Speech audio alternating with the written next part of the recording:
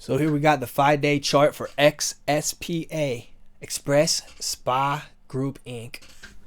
I got 5-minute candles, pretty much to show last week's price action and why we're talking about it and why I'm going to do a video analysis right here on it. Because it spiked from 140 all the way up to $2 nearly briefly, came all the way back to 130. So let's go over what caused this first of all.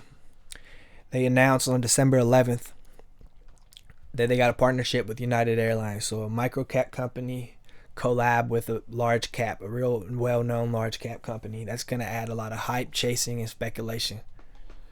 So that makes sense. But these sneaky dudes, they snuck in an offering, 41.66 million direct offering. And they did it what? Let's see. So they did the PR at 8:30 Eastern.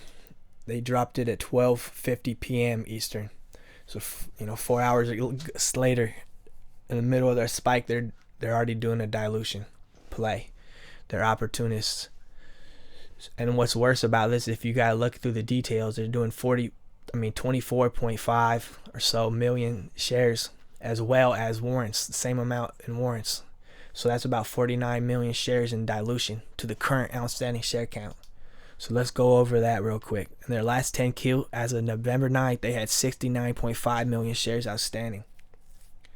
So how much is 49 million shares additional to that? That's 70% dilution, which correlates to a 42% price cut.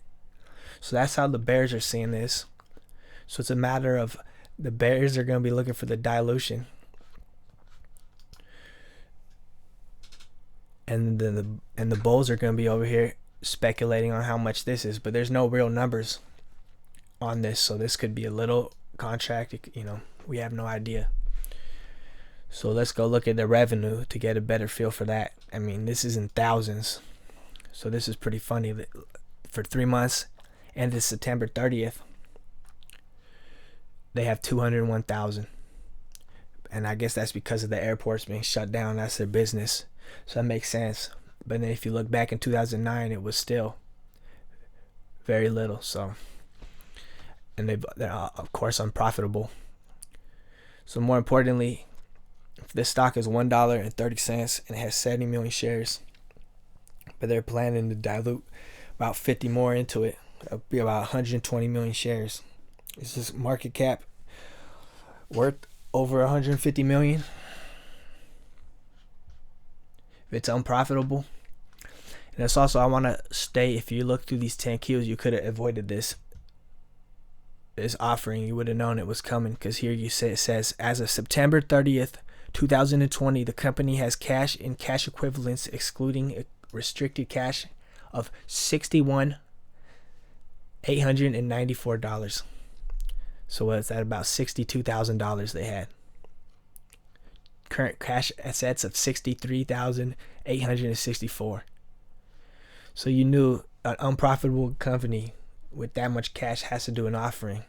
But here's what gets dirty. Because watch this. This is in October 5th. Question, Doug. The last time you were... This is when it was posted on YouTube, so it's not necessarily that date, but it was not that long back. Shortly thereafter, in late August, you guys put out a direct stock and warranty late August, about $35 million, and some of your shareholders were not thrilled because it diluted the stock. Do you expect to do any more of those direct listings in the future, or near future at least? We don't have any plans in the near future. And after I held my my shareholder meeting, I was asked the question, and then opportunity had come up where we're presented with something important to help our balance sheet and fund future. Yeah, see, he shook the question, lied to us. So, from my understanding, I always know this company is infamously shorted on every pop. It's not an investment, of course. And let's go over the overall history. It's got 2 splits. So on February 25th of 2019, they did a 1 for 20, and then recently on June 11th they did a 1 for 3. So had you invested $10,000 in this way back in the day, 10 years ago, you'd be looking at from the start, so if you put 1,000 shares from the very originally, you'd have now 16.66 shares, and you'd have $89. So that's what kind of company we're dealing with here. So that's just the overall fundamentals and a little bit of the overall analysis. And it's also worth noting, I mean, all these bulls that bought, let's look on the daily to get a feel for the volume. So before that, it was trading, 2 million shares, 3 million shares a day. And here we come in with 73 million shares traded. So the entire share count got rotated once.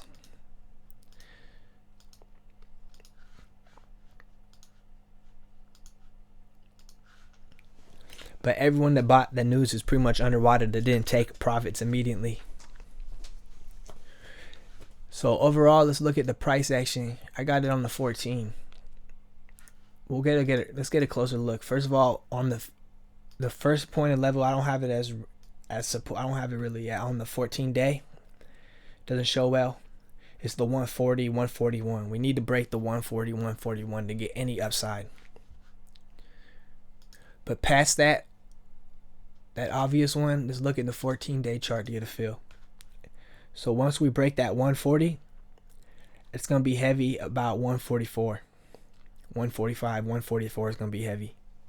And these are all going to be pretty tight resistance levels, but I think it's not going to bounce hard immediately. I think it's going to fight through all these. It's got to fight through that 141, through that 145, the psychological level, and on the chart here, 150 will be next. Then you see some at 155, there's going to be resistance. As well as 162, I see some from on this peak, as well as this former support. And then I think 170 will be next. And then that is also where the warrants and the offerings at. So that's going to be a big resistance level.